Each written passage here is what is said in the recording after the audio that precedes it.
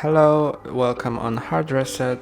In this tutorial I'm gonna get you through the full setup of Torres board game as well as how to play it. First, let's talk about the aim of the game. And throughout the course of the game, castles are being built on the game board. In 3 different evaluations, players receive points for the castles that their knights have taken possession of, and the player with the most points after 3 evaluations wins the game. And I'm gonna show you how to set up the game. First, take the game board and put it in the middle of the table, and then each player receives 7 knights of the color of their choice.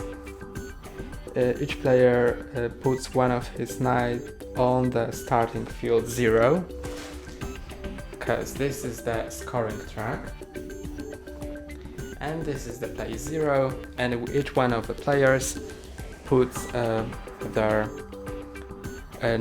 of their knights on this 0, and players can be from 2 to 4 players, so I'm gonna put 4 different colored knights.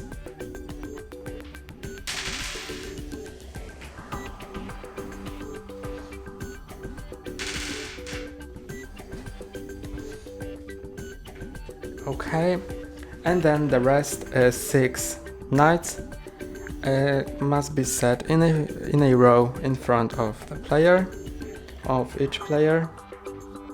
So this player is gonna have blue knights. This player is going to have yellow knights.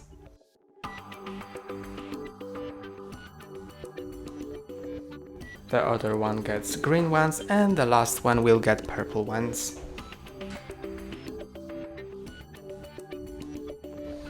And then, since you've distributed the knights between players, now take a face card corresponding to the amount of players.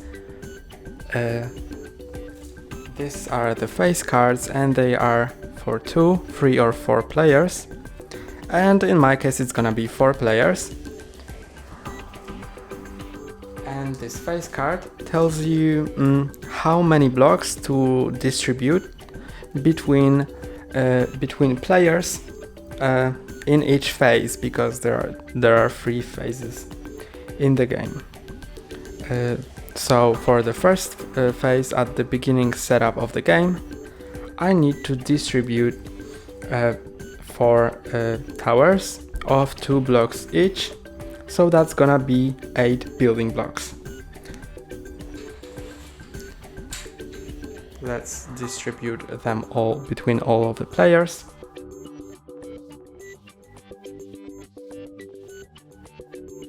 Okay, and now let's distribute blocks on the board in these places. So that's gonna be also 8 blocks.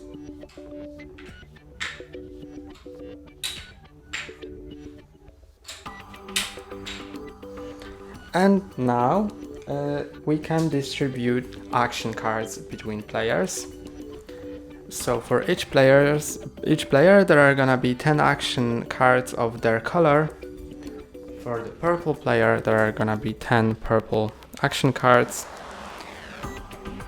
face down in front of that player. Then for the green one there are gonna be green ones.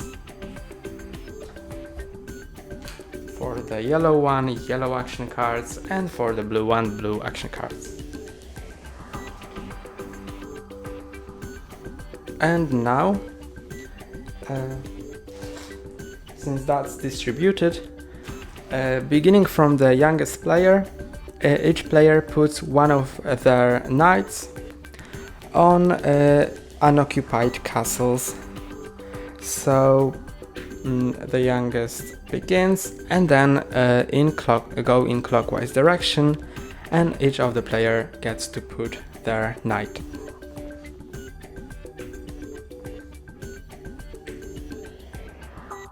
And the last player, the last to put their knight, gets to also put the king on one of the unoccupied castles, and that's gonna be the king's castle. And now the game is set up and ready to play.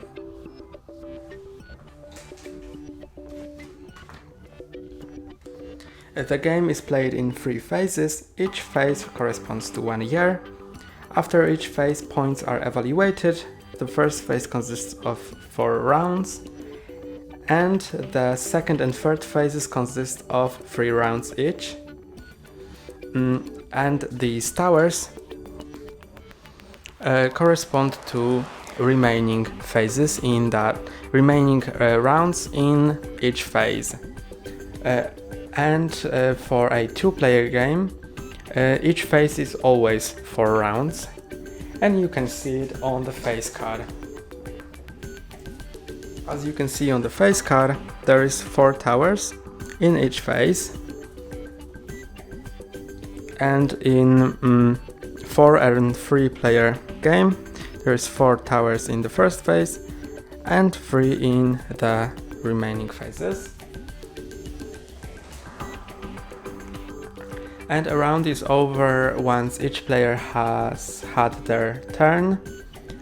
And at the beginning of each phase, each player receives castle building blocks according to the phase card. And the game is played in a clockwise direction. The youngest player goes first, and on each player's turn, they have 5 action points at their disposal. They can use these for different actions. The order in which you use these actions doesn't matter, and the same action can be also used more than once in one turn. These actions are and their costs are on the actions and costs card. You can put it on the table for everyone to see. And then let's talk about these actions. As you can see, each player has 5 action points per turn, and the available actions are placing a knight, moving 1 knight 1 space, placing one building block, max 3 blocks per turn, buying 1 action card, max 2 cards per turn, using a 1 action card, and 1 step on the scoring rack. And let's talk about placing 1 knight. This costs 2 action points, and a knight can be placed only directly next to one of your own knights that is already on the game board. And also that knight you want to place can be only placed onto an unoccupied space. This can be any free space on the game board or on a building block that is not already occupied by a knight or the king. And rules that apply for placing your knights are: you can place your knight only on the space directly next to your knight that is already on the board, either horizontally or vertically. So you can place it only at max 4 places. For example, can you see this purple knight? You can put another purple knight here, here, here, or here.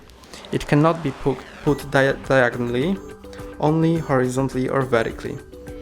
But for example, for this yellow one, you can only put a knight here, here, or here. And the space that you put the knight on must be on the same level as the knight that is already on the board, or any level lower than the knight already on the board. So if your knight was, for example, at 3rd level, you cannot put another knight next to it, You can put another knight next to it because it's lower, but if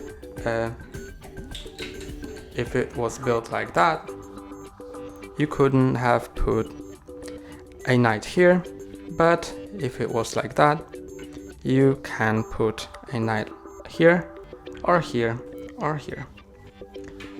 Let's go back to the previous setup. Okay. And that's how you put knights. And also levels are just counted like when the knight stands on the board directly, it's on level 0. If it stands on one building block, it's on level 1. If it stands on 2 building blocks, it's on level 2, etc. depending on the amount of blocks on which it stands. And now let's go to moving knights. And on your turn you can move as many knights as you want to until all your actions points are used up. And the rules for moving your knights are: you can move your knight only horizontally or vertically, never diagonally. So your knight can go here, here, or here, but never here, nor here. You can also move your knights at a maximum of 1 level up per space. So you can move your knight 1 level up per 1 space, but you can never go like that unless there's a action card that allows you to. Because action cards can allow you to and can override these rules, but without action cards you can only move 1 level up, and you cannot move, for example, 2 levels up or 3 levels up. But you can move as many levels down as you want.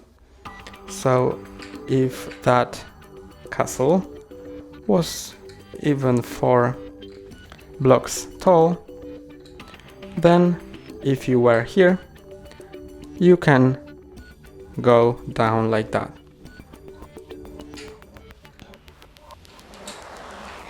Let's go to the previous setup and let's talk about placing building blocks.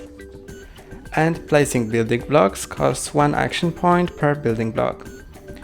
The towers of stacked building blocks in front of the players indicate how many rounds are left until the next evaluation. So in the first phase it's always 4 towers, and that means that's 4 turns for until the evaluation. And after each turn the player must get rid of the tower. And on 1 turn only the building blocks of 1 tower can be used. But if, for example, it's a 3-player game, as you can see here, there are different height towers, and the player can decide themselves whether they want to choose the taller one or the shorter one for that turn. If not all building blocks of the tower of that 1 tower per turn have been used, you can either redistribute the remaining blocks over the remaining towers. So if, let's say, this blue player has used 1 block and the second one is left, they can redistribute it over another tower, but only if that tower has less than 3 blocks. So the tower must be at maximum of 3 blocks tall. You cannot stack 4 blocks, for example, and you cannot also create new towers because it has to indicate the remaining the remaining turns.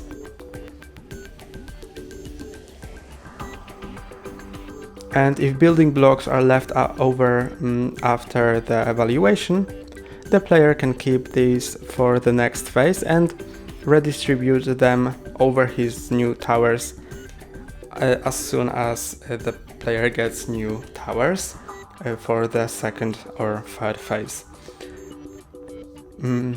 And the same rule applies: a tower cannot be higher than 3 building blocks. Excess building blocks must be put back into the general stock of building blocks. And the rules for placing building blocks are: in one turn, building blocks can be built onto multiple castles. So, for example, if I want to distribute both of these blocks on the board, I can, for example, make this castle larger and this castle larger as well.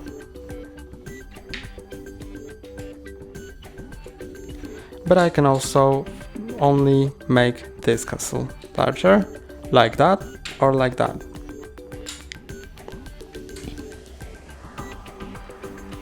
Building blocks must always be built onto existing castles. They cannot create a new castle, for example here. They need to be built onto the existing ones, either on top of a building block that is already on the board, like that, or next to a building block that is already on the board. And a castle must not be higher than large. So, for example, if the base of the castle is 3 blocks, then the highest point of the castle cannot be more than 3 blocks tall. So it can be like that, but it cannot be more. To increase the height of the castle, you need to first increase the base, and then you can increase the height.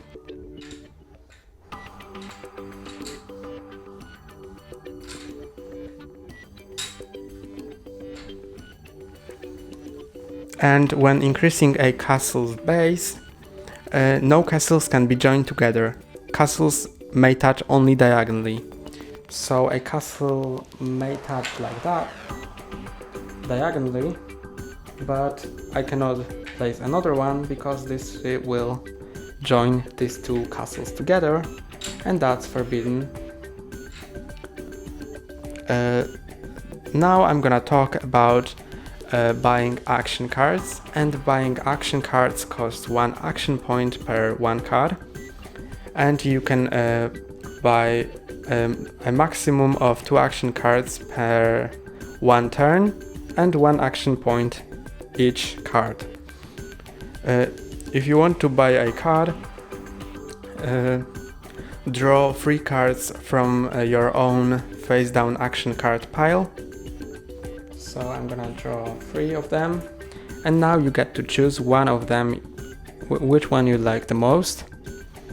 So you can see them and choose the one you like the most, and the rest of them you need to put back into the tile, and you can put them either on top or on the bottom depending on your choice, and you can also put one on the top and one on the bottom, but I'm gonna choose put all of them on top. And this one cannot be played in the same turn. I need to wait a turn, and then I can play it.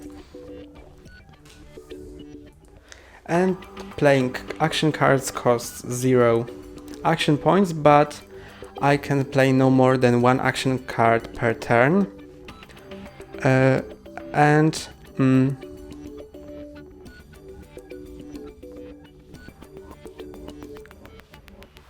And then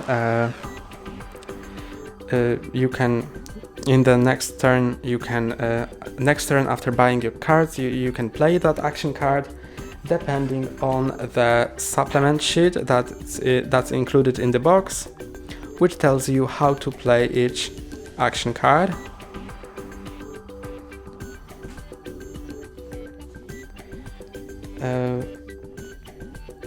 And let's talk about moving knight along the scoring track. If you still have action points left over, but do not want to use them for any further actions, you can instead move your knight ahead along the scoring track. For each action point you get to move your piece one space forward. So for one action point I can move it from 0 to 1. And for two action points I can move it to 2, etc.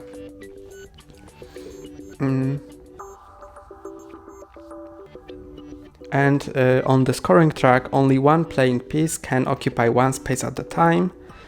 If your piece lands on an occupied space, you get to move it one space forward to the next free space. Now let's talk about evaluation. The score is counted after each phase. For each castle that you have at least one of your knights on you get points. Each castle is evaluated only once per player. Even if the player has multiple knights on the same castle, only the knight that is on the highest level counts. Evaluation takes place in a clockwise direction. Begin the evaluation from the start player. And now I'm gonna tell you how to count score, but first let's build a castle that we can later count score on. I'm gonna build an example castle to show you how to count score.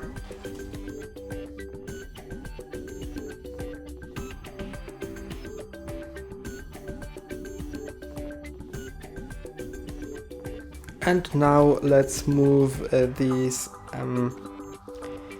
knights onto different castles, and then I'll calculate the score. So I'm gonna just put them in different spots.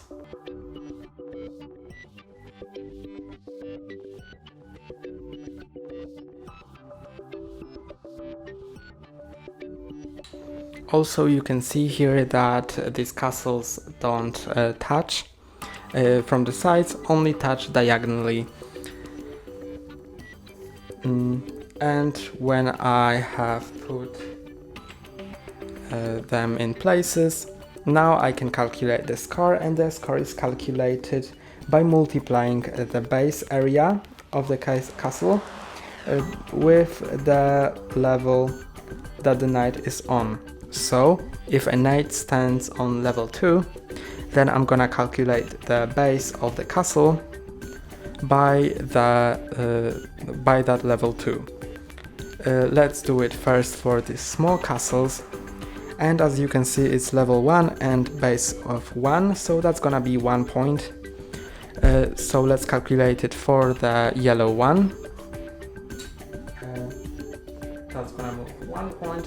And then for this big castle, the base is 1, 2, 3, 4, 5, 6, 7, 8 times 4 because it's on the 4th level. 8 times 4 is 32. So I need to add 32 to that 1. 32 plus 1 is 33.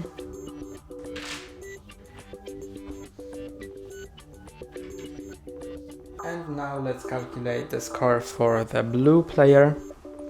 Blue player stands on two castles. This castle, which has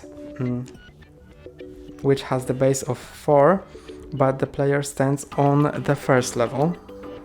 So that's gonna be 4 times 1 equals 4. And here is 4 times 2, so that's 8. 4 plus 8 is 12.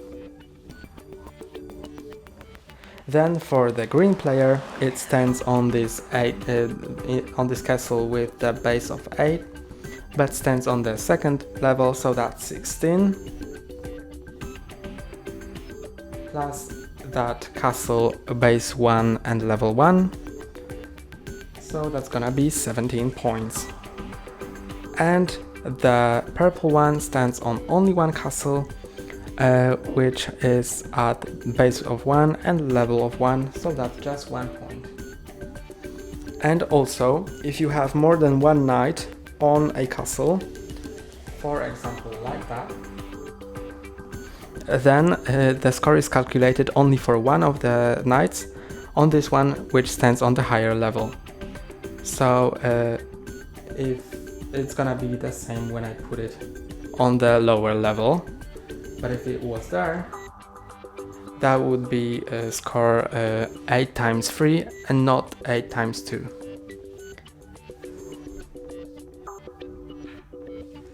And now let's talk about King's bonus.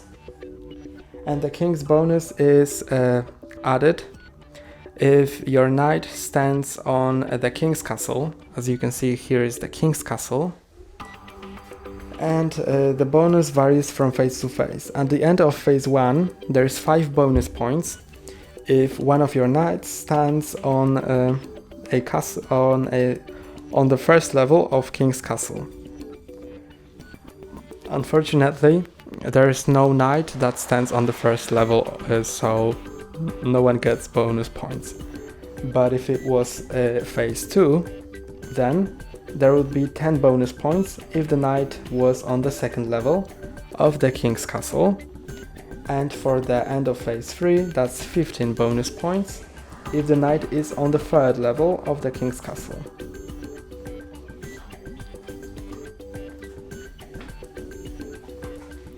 And that's how you play all of the phases. And also, once all the players have received their points, the player who has the fewest points may move the king to any other castle, but the player also doesn't have to, they only may. The king can be placed on any level of any unoccupied building block. So, for example, the player with the fewest points, which in this case is gonna be the purple one, can move the king to a desired space.